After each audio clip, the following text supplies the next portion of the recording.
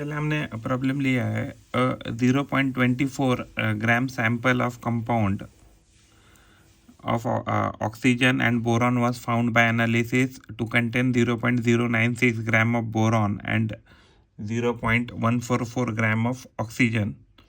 Calculate the percentage composition of the compound by weight.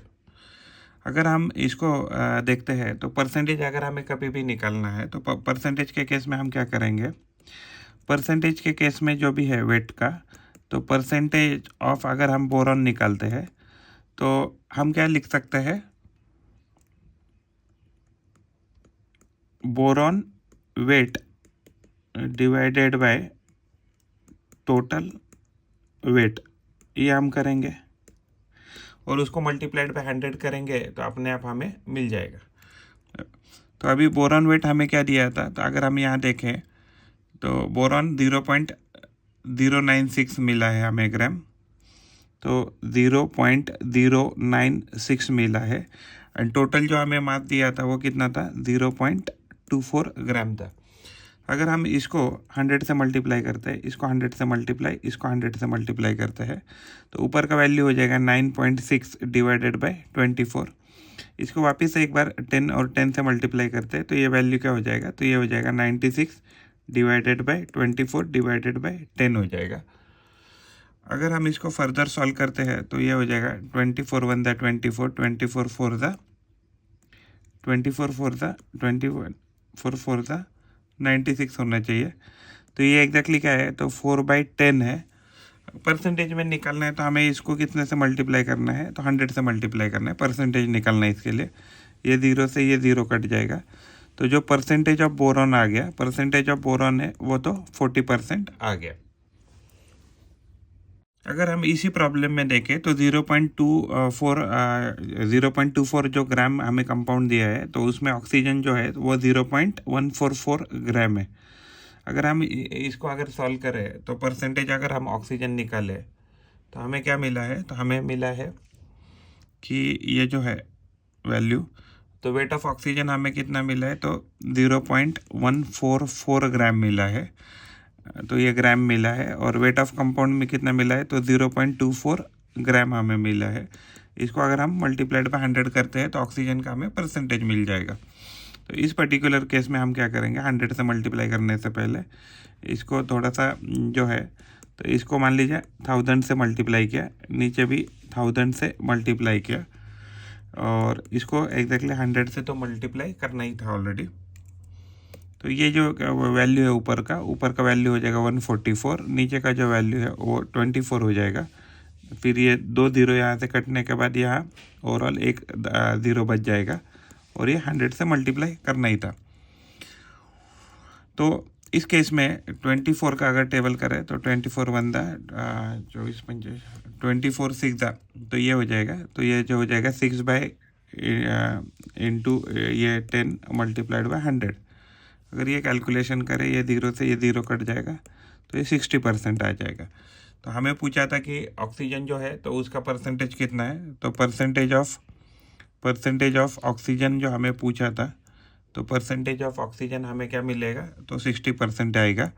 Percent of boron हमने ढूंढा था तो वो था 40%, तो टोटल आ गया हमारा 100% कि जो कंपाउंड है, तो कंपाउंड का एग्जैक्टली जो वेट है वो कितना है, तो 100% के साथ हमने मैच कर लिया। सेकंड नंबर का प्रॉब्लम लिया हमने, when 3 gram of carbon is burnt in 8 gram of oxygen, 11 gram of carbon dioxide is produce, what mass of carbon dioxide will be formed when 3 gram of carbon is burnt in 50 gram of oxygen, which law of chemical combination will govern your answer।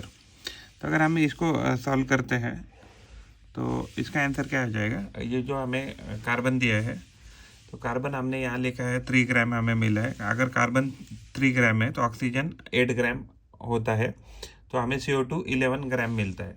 अगर इसको further अगर हम solve करते हैं तो exactly इसका chemical reaction क्या लिख सकते हैं, इसका केमिकल रिएक्शन लिख सकते हैं हम C+O2 that gives out to CO2। हम ऐसे कह सकते हैं, या अदरवाइज हम ऐसे भी कह सकते हैं, अगर 1 मोल हमने कार्बन लिया और 1 मोल हमने ऑक्सीजन गैस ली, तो एग्जैक्टली ये तो सॉलिड होना चाहिए। तो ये हमें CO2 एक्चुअली गैस मिलनी चाहिए 1 मोल की, हम ऐसे कह सकते हैं। तो एग्जैक्टली 1 मोल जो है, तो 1 मोल यानी कि क्या कह सकते हैं, तो अगर हम यहाँ अभी डाटा से अगर निकालते हैं इसी को, तो यानी कि अगर हम यहाँ 3 ग्राम ये लेते हैं, कार्बन लेते हैं, तो ऑक्सीजन हमें कितना दिया है, तो 8 ग्राम दिया है। तो ऑक्सीजन हमें 8 ग्राम दिया है, तो हमें यह कितना मिल रहा है, तो 11 ग्राम मिल रहा है। अगर हम सारी चीज़ों को अगर हम कार्बन के कॉन्टेक्स्ट में देखें, कार्बन हमें कितना दिया है अभी, 3 ग्राम दिया है, एंड कार्बन 3 ग्राम में दिया है ना, एक सेकंड, राइट, कार्बन हमें 3 ग्राम दिया है। अगर हम इसको प्रॉब्लम में देखें तो हमें यही पूछा है कि अगर what mass of carbon dioxide will be formed when 3 gram of carbon is burned in 50 gram of oxygen, ऐसे हमें बोला है। तो एग्जैक्टली क्या है कि इस केस में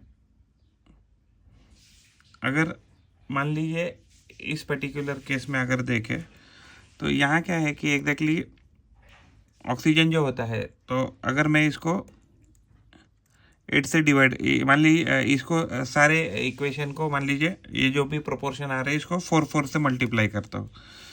तो एग्जैक्टली ये इसको 4 से मल्टीप्लाई किया, इसको 4 से मल्टीप्लाई किया, इसको भी 4 से मल्टीप्लाई किया, तो ये क्या हो जाएगा, ये 12 ग्राम हो जाएगा, कार्बन 12 ग्राम हो जाएगा, ऑक्सीजन जो गैस है वो 32 ग्राम हो जाएगी, और CO2 जो गैस है वो 44 ग्राम हो जाएगी। लेकिन एग्जैक्टली ये अगर ये देखें तो कार्बन का 1 मोल का मास 12 ग्राम होता है, ऑक्सीजन का 1 मोल का मास, ऑक्सीजन जो गैस है उसका 1 मोल का मास 32 ग्राम होता है, और CO2 जो गैस है तो उसका 1 मोल का मास 44 हो रहा है। अगर मान लीजिए अगर हमने ज़्यादा ऑक्सीजन ले भी लिया, तो 3 कार्बन के लिए हमें 80 ग्राम लगने वाला है, तो भी हमें कितना मिलने वाला है, तो यानी कि अगर हम यहाँ अगर 3 ग्राम लेते हैं और यहाँ 50 भी लेते हैं, तो एग्जैक्टली इसमें से जो है तो ओनली 8 ग्राम जो है वही रिएक्ट करेगा, और 42 जो ग्राम है ऑक्सीजन वो जो है वो वैसे ही रहेगी, और यहाँ 3 में से 3 पेंडिंग होके यहाँ 0 हो जाएगा, और यहाँ ओवरऑल देखा जाएगा तो ये 11 ग्राम आउटपुट हमें मिल जाएगा, यानी कि ये हमें 11 ग्राम जो आउटपुट है कार्बन डाइऑक्साइड का ये मिलेगा। तो ये जो है तो ये इसको हम जो है तो इसको हम लॉ ऑफ डेफिनाइट प्रोपोर्शन कहेंगे, लॉ ऑफ डेफिनाइट प्रोपोर्शन। तो लॉ ऑफ डेफिनाइट प्रोपोर्शन में क्या होगा कि जितना आपको ज़रूरत है, यानी कि कोई भी कंपाउंड अगर जिस रेशो में बन रहा है तो उसी रेशो में बनेगा, उससे ज़्यादा या कम रेशो में नहीं बनेगा। भले आपने ज़्यादा क्वांटिटी में अगर आपने रिएक्टेंट लिया या प्रोडक्ट लिया, तो इसको ही हम लॉ ऑफ डेफिनेट प्रोपोर्शन कह सकते हैं। नंबर का हमने क्वेश्चन लिया है, what are polyatomic ions, give example. तो पॉली एटॉमिक आयन ऐसे आयन होते हैं, पॉली एटॉमिक आयन की अगर बात करें तो पॉली एटॉमिक जो आयन होते हैं, पॉली एटॉमिक आयन, तो इसमें क्या होता है ना कि मिनिमम जो है, तो पॉली एटॉमिक आयन की बात करें तो इसमें मिनिमम कितने रहेंगे, मिनिमम 2 डिफरेंट एलिमेंट जो रहेंगे, जो मिनिमम 2 डिफरेंट एलिमेंट जो है तो उसके एटम्स रहेंगे, और वो एग्जैक्टली हम कंपाउंड कह सकते हैं या आयन है, तो उसमें मिनिमम 2 क्या होने चाहिए, तो हमारे पास पॉली एटॉमिक में मिनिमम 2 डिफरेंट जो है वो एलिमेंट होने चाहिए, और उसके ऊपर कुछ चार्ज होना चाहिए। तो उसके एग्जांपल है, जैसे फॉर एग्जांपल अगर हम लेते हैं सल्फेट आयन, सब आयन की बात करते हैं, तो ये यहाँ आयन से लिखना है सल्फेट। तो सल्फेट का आयन का फॉर्मूला है SF4 उसके बाद है नाइट्रेट आयन, तो नाइट्रेट आयन जो होते हैं तो ये है NO3-। उसके बाद है अमोनियम, तो अमोनियम आयन आएगा, ये अमोनियम आयन, तो ये आएगा NH4+। ओके, उसके बाद आएगा हाइड्रोक्साइड आयन, हाइड्रोक्साइड आयन लिखना है तो ये हो जाएगा OH-। एक्चुअली जो माइनस होता है O पे होता है। और उसके बाद है कार्बोनेट आयन, कार्बोनेट आयन, तो कार्बोनेट आयन में आएगा ये CO3 आएगा। एंड उसके बाद आएगा फॉस्फेट है, तो ये क्या है PO4 3- है। तो ये सारे आयन जो है इवन क्लोराइड आयन भी कह सकते हैं, बट वो एग्जैक्टली पॉली एटॉमिक नहीं है। तो सल्फेट की बात हमें पॉली एटॉमिक की बात करें तो पॉली एटॉमिक ऐसा एटम आयन्स होते हैं जिसमें मिनिमम कितने हैं, 2 डिफरेंट एलिमेंट हो या उसके एटम हो और उसके ऊपर क्या हो, तो चार्ज हो। तो यानी कि अगर आयन बनना है तो उसके ऊपर चार्ज होना चाहिए, पॉजिटिव हो या नेगेटिव हो। तो उसके ऊपर जो अगर चार्ज है तो ही उसको हम क्या कहेंगे, पॉली एटॉमिक आयन कहेंगे। यहाँ हमने राइट द केमिकल फॉर्मूले ऑफ द फॉलोइंग। तो मैग्नीशियम क्लोराइड पूछा हमें, तो मैग्नीशियम क्लोराइड का फॉर्मूला आएगा MgCl2। कैल्शियम ऑक्साइड है तो कैल्शियम ऑक्साइड का फॉर्मूला है CaO। एंड कॉपर नाइट्रेट है तो CuNO3 ट्वाइस कह सकते हैं। यहाँ जो वैलेंसी है कॉपर की, तो कॉपर की वैलेंसी यहाँ 2 है। उसके बाद है एल्यूमिनियम क्लोराइड, तो इसका फॉर्मूला आ जाएगा AlCl3। तो AlCl3 इसका फॉर्मूला है। और उसके बाद है कैल्शियम कार्बोनेट, तो कैल्शियम कार्बोनेट का फॉर्मूला आएगा यहाँ कैल्शियम कार्बोनेट। तो ये आएगा कैल्शियम कार्बोनेट का CaCO3। तो ये हमें फॉर्मूले पूछे थे उन्होंने, केमिकल फॉर्मूले। Magnesium chloride MgCl2, calcium oxide CaO, copper nitrate CuNO3 twice. तो यहाँ कॉपर का वैलेंसी हमने 2 पकड़ा है।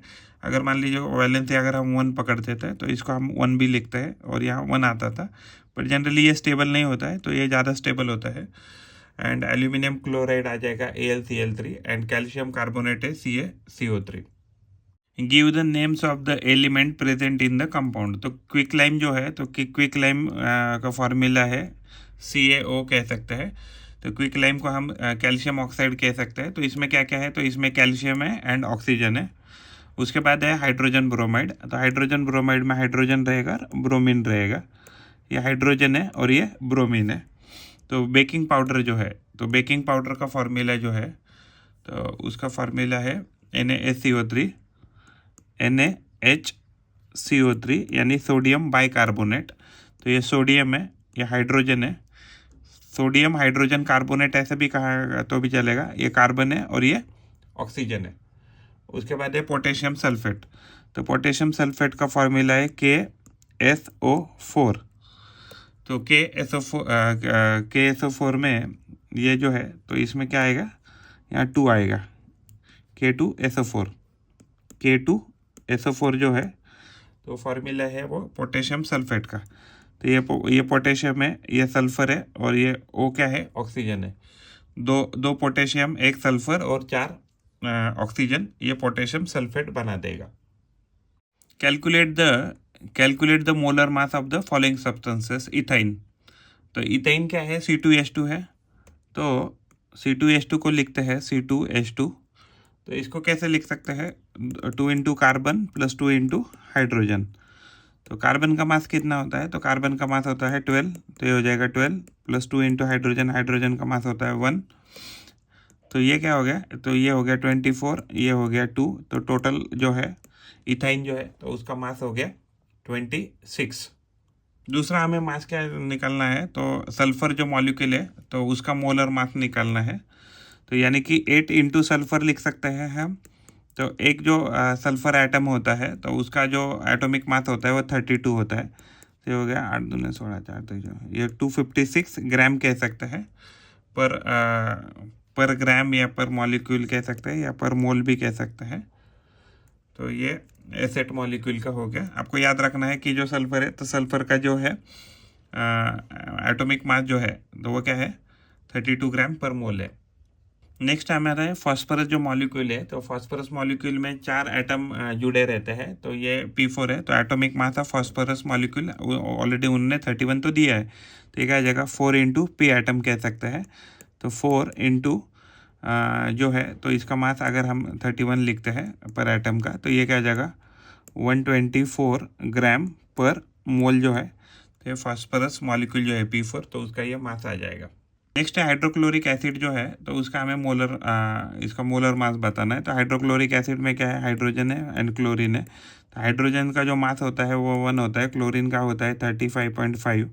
तो ओवरऑल देखेंगे तो ये वैल्यू हो जाएगा 36.5 36.5 ग्राम पर मोल ये जो है, तो ये हाइड्रोक्लोरिक जो एसिड है तो उसका पर मोल का मास जो है वो 36.5 ग्राम आ जाएगा। नेक्स्ट हमें मास बताना है, मोलर मास HNO3 यानी नाइट्रिक एसिड का। तो नाइट्रिक एसिड में क्या होगा, एक हाइड्रोजन है, एक नाइट्रोजन है और 3 ऑक्सीजन है।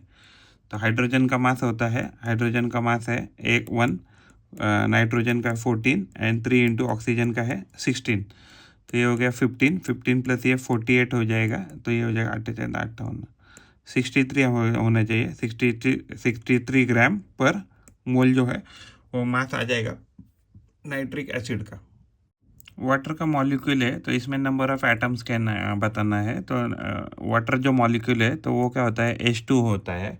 H2 यानी कि इसमें 2 हाइड्रोजन है और 1 ऑक्सीजन है। तो इसमें टोटल कितने एटम हो जाएंगे, तो एटम इसमें एक्चुअली 3 हो जाएंगे, इसके एटम 3 हो जाएंगे। नंबर ऑफ बॉन्ड तो एग्जैक्टली क्या होता है ना कि ऑक्सीजन यहाँ होता है और यहाँ एक हाइड्रोजन है और एक यहाँ हाइड्रोजन है। तो यानी कि यहाँ बॉन्ड की अगर बात करें तो यहाँ कितने बॉन्ड है, तो 2 बॉन्ड है। अगर क्लोरीन की बात करें तो क्लोरीन हमें Cl2 के फॉर्म में मिलता है, गैस के फॉर्म में होती है क्लोरीन। तो ये उसके 2 एग्जैक्टली मॉलिक्यूल है और Cl ऐसा एक सिंगल बॉन्ड से जुड़ा रहता है क्लोरीन। उसके बाद है कार्बन डाइऑक्साइड। तो कार्बन डाइऑक्साइड का केमिकल फार्मूला है CO2। तो CO2 यानी कि इसमें कितना है, 2 ऑक्सीजन है और 1 कार्बन है। तो 2 ऑक्सीजन और 1 कार्बन है, तो एग्जैक्टली एटम कितने हो गए, यहाँ 3 हो गए। तो यहाँ जो बॉन्ड होता है कार्बन डाइऑक्साइड में, तो कार्बन डाइऑक्साइड में यहाँ एक कार्बन होता है, यहाँ डबल बॉन्ड ऑक्सीजन होता है और यहाँ डबल बॉन्ड ऑक्सीजन होता है। अगर हम एसिटिक एसिड की बात करें तो एसिटिक एसिड क्या होता है, एसिटिक एसिड होता है CH3COOH ये होता है। एंड अगर बॉन्ड की बात करें तो एग्जैक्टली इसके अगर एटम की बात करें पहले, तो एटम कितने हैं, हाइड्रोजन 3, एक हाइड्रोजन एक 4 हाइड्रोजन और फिर ऑक्सीजन फिर 2 कार्बन, यानी कि 4 हाइड्रोजन 2 ऑक्सीजन। तो हाइड्रोजन कितने हैं, तो हाइड्रोजन 4 है, ऑक्सीजन 2 है एंड कार्बन कितने हैं, तो 2 है। तो 4 5 6 7 8, तो टोटल 8 जो है, तो टोटल इसके पास कितने होते हैं, तो 8 जो है वो एटम होते हैं एसिटिक एसिड में। अगर एसिटिक एसिड का स्ट्रक्चर देखें तो स्ट्रक्चर ऐसा होता है, CHHC डबल बॉन्ड O और फिर एक साइड में OH, ऐसे कह सकते हैं CH3COOH। अगर हम बॉन्ड गिने तो यहाँ 1 bond, 2nd bond, 3rd bond, 4th, 5th, 6th, 7th और इन दोनों के बीच में भी एक होता है। तो टोटल अगर CH3COOH में देखेंगे तो 8 बॉन्ड होते हैं। उसके बाद अभी हम डायमंड का स्ट्रक्चर देखते हैं। डायमंड का अगर स्ट्रक्चर देखें यहाँ, तो डायमंड का स्ट्रक्चर में एग्जैक्टली क्या होता है कि मिनिमम जो होता है तो 4 कार्बन एटम एक दूसरे के साथ जुड़े रहते हैं। तो अगर हम यहाँ देखें नंबर ऑफ एटम, तो नंबर ऑफ एटम इसमें कितने होते हैं, तो नंबर ऑफ एटम 4 होते हैं। नंबर ऑफ बॉन्ड क्या होते हैं, तो बॉन्ड भी मिनिमम यहाँ 4 रहते हैं। बट एग्जैक्टली ये 3D का स्ट्रक्चर है, तो it is very difficult to say कि इसमें 4 बॉन्ड होते हैं ऐसा बोलना। बट फिर भी अगर हम देखें तो ये जो स्ट्रक्चर है, तो ये एक ऐसा कुछ स्ट्रक्चर होता है डायमंड का। डायमंड का एक ऐसा कुछ स्ट्रक्चर होता है कि जो आपको यहाँ दिख सकता है। तो ये टेट्राहेड्रल स्ट्रक्चर है। तो इसमें एग्जैक्टली क्या होता है ना कि हर एक कार्बन जो एटम है तो बाकी के 4 कार्बन एटम से जुड़ा है, ऐसे कह सकते हैं। उसके बाद सोडियम क्लोराइड है। तो सोडियम क्लोराइड का एग्जैक्टली फार्मूला क्या है, तो सोडियम क्लोराइड का फार्मूला NaCl होता है। तो एग्जैक्टली Na और Cl इसमें एक इलेक्ट्रोस्टैटिक बॉन्ड होता है, हम कह सकते हैं। तो नंबर ऑफ बॉन्ड हम यहाँ 1 कह सकते हैं, क्योंकि जो भी हम पढ़ रहे हैं तो 9th स्टैंडर्ड के रेफरेंस से, तो हम ऐसे कह सकते हैं कि Na और Cl में एक बॉन्ड है। तो हमें यहाँ कह सकते हैं कि नंबर ऑफ बॉन्ड NaCl में 1 होता है। उसके बाद है सोडियम बाइकार्बोनेट। तो सोडियम बाइकार्बोनेट का फार्मूला क्या है, तो सोडियम बाइकार्बोनेट का फार्मूला है NaHCO3 कह सकते हैं। तो उसका अगर एटम देखें तो कितने एटम है उसमें, तो ऑक्सीजन के 3 है, ऑक्सीजन के 3, कार्बन का 1 है। तो यानी कि 1 देखो नाइट्रोजन 1 है, सॉरी सोडियम 1 है, हाइड्रोजन एक है, कार्बन एक है एंड ऑक्सीजन के यहाँ 3 एटम है। तो टोटल कितने हो गए? 3 4 5 6। तो हाँ, तो 6 एटम है। अगर स्ट्रक्चर की बात करें सोडियम बाइकार्बोनेट की, तो अगर सोडियम बाइकार्बोनेट जो है, सोडियम बाइकार्बोनेट अगर उसका अगर स्ट्रक्चर बनाने की कोशिश करें तो ये ऐसा स्ट्रक्चर रहेगा। यहाँ एक कार्बन, यहाँ एक डबल बॉन्ड, और फिर यहाँ एक OH, और फिर यहाँ एक O, और O के साथ एक माइनस, और उसके साथ क्या करता है, एक इलेक्ट्रोस्टैटिक बॉन्ड रहता है Na+ का। तो एक ऐसा स्ट्रक्चर कह सकते हैं सोडियम बाइकार्बोनेट का, ऐसा स्ट्रक्चर होता है। मीथेन की बात करते हैं तो मीथेन का स्ट्रक्चर क्या होता है? CH4 होता है। इसमें 4 हाइड्रोजन होते हैं और एक कार्बन होता है, यानी कि टोटल कितने हो गए? तो 5 एटम हो गए। एंड अगर स्ट्रक्चर की बात करें तो कार्बन 4 हाइड्रोजन से अटैच रहता है, तो यानी कि हम यहाँ 4 बॉन्ड होते हैं, ऐसे कह सकते हैं। नेक्स्ट है पोटेशियम क्लोराइड। तो पोटेशियम क्लोराइड का फॉर्मूला है KCl। तो KCl में क्लोरीन एक है एंड पोटेशियम एक है, तो एग्जैक्टली 2 एटम हो गए। एंड K और Cl के बीच में एक इलेक्ट्रोस्टैटिक बॉन्ड होता है। एक्चुअली ये Cl- होता है, ये प्लस होता है, एक इलेक्ट्रोस्टैटिक बॉन्ड है। बट हम एक रेफरेंस के लिए हम कहेंगे कि दोनों के बीच में क्या होता है, तो एक बॉन्ड होता है, हम ऐसे कह सकते हैं। यानी कि जो KCl है, तो KCl में एक बॉन्ड होता है, हम ऐसा कह सकते हैं। स्ट्रक्चर है एल्यूमिनियम क्लोराइड। तो एल्यूमिनियम क्लोराइड का फॉर्मूला है AlCl3 होता है। तो AlCl3 में क्लोरीन कितने हैं? तो 3 है और Al एक है, तो टोटल एटम कितने हो गए? तो एटम हो गए टोटल 4 हो गए। और AlCl3 का स्ट्रक्चर ऐसा रहेगा, Al इधर, फिर यहाँ एक Cl, फिर यहाँ एक Cl, और यहाँ एक Cl। तो ऐसा स्ट्रक्चर कह सकते हैं हम। नेक्स्ट स्ट्रक्चर है ऑक्सीजन का। तो ऑक्सीजन एग्जैक्टली जो है तो O2 गैस के फॉर्म में मिलता है। तो ऑक्सीजन में एग्जैक्टली डबल बॉन्ड मिलता है हमें। तो एग्जैक्टली तो ऑक्सीजन की अगर एटम की क्वांटिटी देखें तो यहाँ 2 मिलेगी, और ऑक्सीजन डबल बॉन्डेड रहता है दूसरे ऑक्सीजन से। तो ये ऑक्सीजन का स्ट्रक्चर है। तो जो नंबर ऑफ बॉन्ड है तो कितने मिलेंगे? तो 2 मिलेंगे। और N2 जो है, तो ये नाइट्रोजन गैस जो है N2 के फॉर्म में मिलती है। तो यहाँ भी नाइट्रोजन के हमें 2 एटम मिलते हैं, लेकिन नाइट्रोजन में क्या होती है? तो ट्रिपल बॉन्ड होती है। वैसे अगर हाइड्रोक्लोरिक एसिड की बात करें तो हाइड्रोक्लोरिक एसिड का फॉर्मूला है HCl। तो यहाँ क्या है, एक क्लोरीन होता है, क्लोरीन एक है, हाइड्रोजन एक है, तो यानी कि HCl एक उनके बीच में एक बॉन्ड है। उसके बाद है अमोनिया। तो अमोनिया का फॉर्मूला है NH3। तो यानी कि नाइट्रोजन एक है, हाइड्रोजन 3 है, तो टोटल यहाँ 4 एटम है। और ये जो नाइट्रोजन होता है, एक हाइड्रोजन, दूसरा हाइड्रोजन और तीसरा हाइड्रोजन, ऐसे ये स्ट्रक्चर जुड़ा रहता है। नेक्स्ट स्ट्रक्चर है जिंक क्लोराइड। तो जिंक क्लोराइड क्या होता है? जिंक क्लोराइड होता है ZnCl2। तो यहाँ Cl के दो एटम है, Zn का एक है, तो टोटल यहाँ कितने एटम हो गए? तो एटम 3 हो गए। एंड जो स्ट्रक्चर होता है Zn का, तो Zn Cl और Cl ऐसे जुड़ा रहता है। तो एग्जैक्टली यहाँ 2 बॉन्ड है, हम ऐसे कह सकते हैं। अमोनियम सल्फेट जो है, तो अमोनियम सल्फेट जो होता है तो उसका फार्मूला होता है NH4 ट्वाइस और SO4, ऐसे कह सकते हैं, NH4 ट्वाइस SO4। तो अगर हम यहाँ हाइड्रोजन देखें तो हाइड्रोजन कितने हैं? तो 8 है। नाइट्रोजन देखें तो 2 है, सल्फर देखें तो 1 है, एंड ऑक्सीजन 4 है। तो टोटल एटम कितने हो गए? 8 तो 15 जो है, तो इसमें टोटल 15 एटम होते हैं। एंड फार्मूला हमने यहाँ लिखा है ऑलरेडी। तो फार्मूला क्या है इसका? तो NH4 ट्वाइस SO4। तो इसको लिखेंगे हम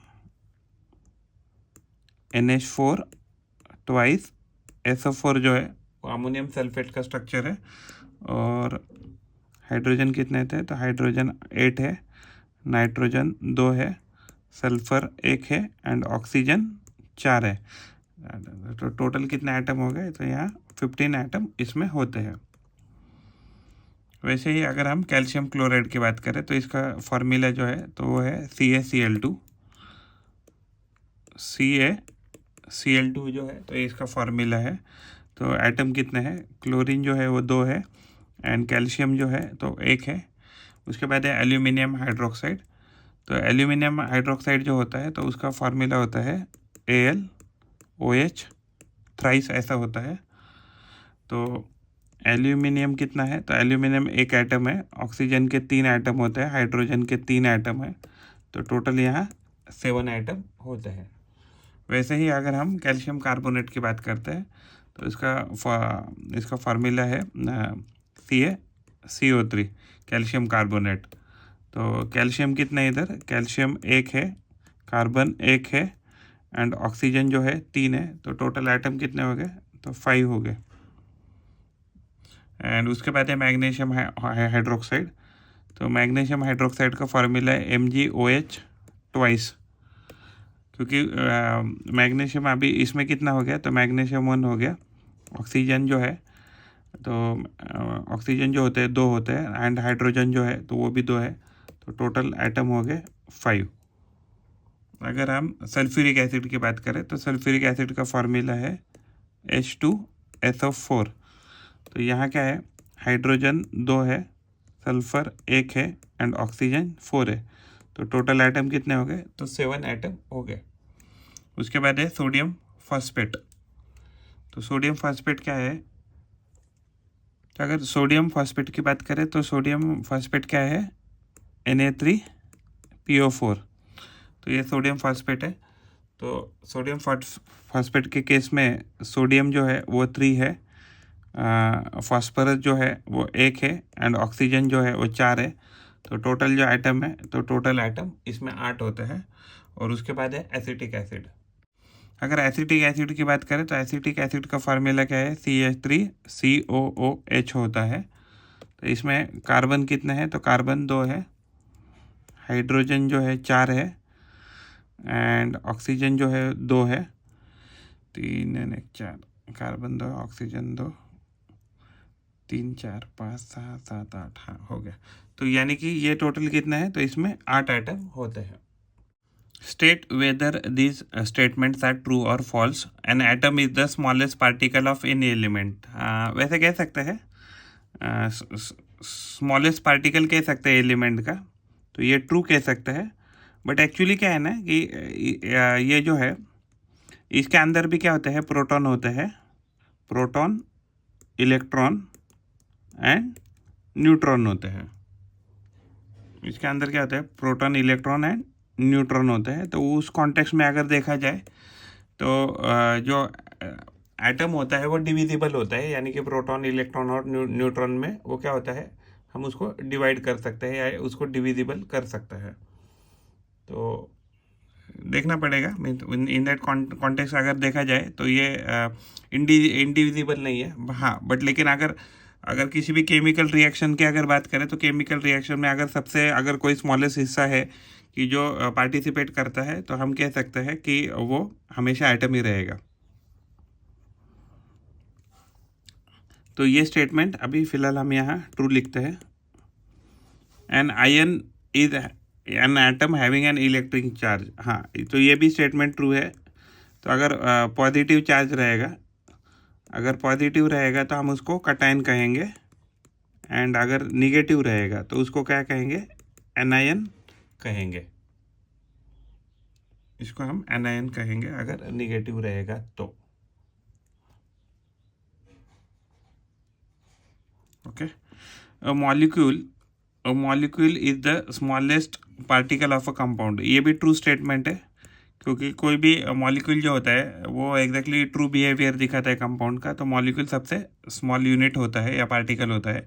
compound molecule is composed of similar atom, नहीं, कंपाउंड जो मॉलिक्यूल होता है वो डिफरेंट एटम से बने रहते हैं। जैसे फॉर एग्जांपल PO4, SO4, ये PO4 3 माइनस कह सकते हैं, SO4 2 माइनस कह सकते हैं। तो ये सारे क्या है, तो ये सारे कंपाउंड क्या है, तो कंपाउंड एटम से बने हैं। कंपाउंड मॉलिक्यूल कंपाउंड एटम से, यानी कि डिफरेंट एटम से बनते हैं। उसके बाद है next, the atomic number is the same as the atomic number of proton, हाँ, ये ट्रू स्टेटमेंट है। जितने आपके प्रोटॉन होते हैं वही आपका एटॉमिक नंबर होता है। The atomic number is the same as the number of electron, नहीं, ये नहीं हम कह सकते कि अगर हम न्यूट्रल एटम की बात कर रहे हैं या न्यूट्रल अगर एटम है कोई, हाँ, तो उस पर्टिकुलर केस में हम कह सकते हैं कि जितने उसके पास इलेक्ट्रॉन रहेंगे तो उसका एटॉमिक नंबर जो है उतने इलेक्ट्रॉन रहेंगे, ये कह सकते हैं। लेकिन अगर मान लीजिए उसका अगर मान लीजिए उस एटम पे कोई चार्ज है तो इस केस में उसके इलेक्ट्रॉन की जो काउंट है वो ज़्यादा या कम हो सकता है। नेक्स्ट है the atomic number is the same, नहीं तो हो गया। The mass number is equal to the number of neutron, नहीं मास नंबर में क्या होगा, तो मास नंबर में आपके प्रोटॉन जुड़ते हैं, प्रोटॉन एंड आपके न्यूट्रॉन जुड़ते हैं। तो मास नंबर में आपके प्रोटॉन एंड न्यूट्रॉन जुड़ते हैं। तो मास नंबर सिर्फ न्यूट्रॉन से नहीं बनते, तो प्रोटॉन से भी बनते हैं। The mass number is the number of particle in the nucleus, हाँ ये ट्रू स्टेटमेंट है, क्योंकि न्यूक्लियस में क्या है, प्रोटॉन और न्यूट्रॉन दोनों रहते हैं, तो ये ट्रू स्टेटमेंट है। All compounds are molecules, all compounds are molecules but all molecules are not compound, हाँ कह सकते हैं, क्योंकि क्या है ना, जैसे फॉर एग्जांपल अगर आप O2 लेते हैं, O2, N2, H2, ये गैसेस लेते हैं, तो ऑक्सीजन गैस या क्लोरीन गैस भी ले सकते हैं एग्जांपल, तो ये सेम एटम से बने हैं, ये कंपाउंड नहीं है, ये एग्जैक्टली क्या है, ये इसको प्योर सब्सटेंस माना जाता है, तो ये कंपाउंड नहीं है, ये क्या है, तो ये एलिमेंट से ही बने हैं, तो these are not compound but these are molecules. तो Cl2 का क्या है, मॉलिक्यूल। मॉलिक्यूल क्या होता है कि जिसमें मिनिमम क्या है, मिनिमम एग्जैक्टली अगर दो एटम अगर जुड़े हैं केमिकली रिएक्ट करके, तो उसको हम क्या कह सकते हैं, तो उसको मॉलिक्यूल कह सकते हैं। And the next is the all compounds are the chemical compound can be found in periodic table, नहीं केमिकल जो कंपाउंड है वो तो पीरियोडिक टेबल में मिलते नहीं है, तो पीरियोडिक टेबल में हमें क्या मिलता है, सिर्फ एलिमेंट मिलते हैं, तो वी कैन फाइंड ओनली, तो ये फर्स्ट स्टेटमेंट हो गई। 1 mole of any substance contains Avogadro number 6.02 into 10⁻23 particle, ये ट्रू स्टेटमेंट है। वो जो ट्रू पार्टिकल्स है, ये जो पार्टिकल्स है वो आपके एटम्स भी हो सकते हैं या मॉलिक्यूल्स भी हो सकते हैं या अदरवाइज आपके क्या हो सकता है, तो ये आपके फार्मूला मास भी हो सकता है, ये फार्मूला मास भी हो सकता है। ओके और नेक्स्ट है अभी dipole refers to the partially positive और negative end of a non polar molecule, कह सकते हैं, क्योंकि जब भी किसी भी चीज़ में आप पॉजिटिव और निगेटिव, अगर ये कोई तो पॉजिटिव चार्ज है और एक निगेटिव चार्ज है, तो केमिस्ट्री में क्या होता है कि केमिस्ट्री में यानी कि पॉजिटिव से निगेटिव की तरफ अगर मान लीजिए डाइपोल मोमेंट रहता है, तो dipole refers to the partially positive और partially negative end of non polar molecule, हम ऐसे कह सकते हैं। A molecule is the smallest particle of an element, नहीं molecule element that retains its chemical property, नहीं molecule नहीं होता है, एलिमेंट का जो स्मॉलेस्ट पार्टिकल होता है वो हमेशा एटम ही रहता है, तो ये फॉल्स स्टेटमेंट हो गई। In a compound the components are always combined in a definite proportion, ये ट्रू स्टेटमेंट है, क्योंकि तभी जाके कंपाउंड बनेगा। अगर मान लीजिए कोई भी एक पर्टिकुलर कंपाउंड बन रहा है, तो उसमें अगर जो भी कॉन्स्टिट्यूएंट जो एटम्स है, तो वो क्या होता है, फिक्स रेशो में ही या डेफिनेट रेशो में ही एक दूसरे के साथ केमिकली रिएक्ट करते हैं। H2O इज द कंपाउंड, ये ट्रू स्टेटमेंट है, तो H2O जो है तो वो एक कंपाउंड है, इसको प्योर सब्सटेंस भी कहते हैं, कंपाउंड को हम प्योर सब्सटेंस कहते हैं। Carbon monoxide is the element, no it is the first statement, carbon जो मोनोक्साइड है वो एक क्या है, कंपाउंड है।